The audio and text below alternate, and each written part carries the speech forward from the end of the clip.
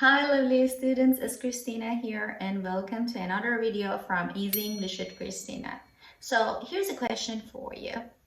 Do you know the difference between bored and boring? Let's take a look at how adjectives ending in ed and ing are used.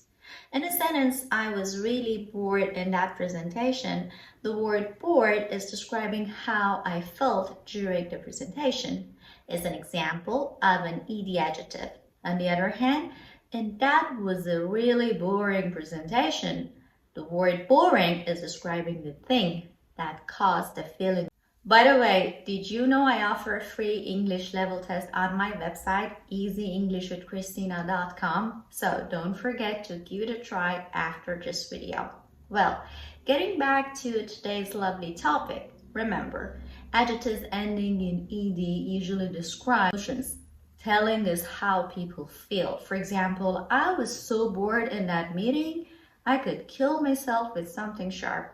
On the other hand, adjectives ending in ing usually describe the thing that causes the emotion. For instance, have you seen that movie? It's really frightening. Some adjectives can have both an ed and ing form, like annoy, annoying, bored, boring, interested, interesting. Well, understanding the difference between ed and ing adjectives can help you express yourself more clearly in English. So next time you use one of these adjectives, make sure you're using the right form. Thanks much for watching and subscribe for more free lessons.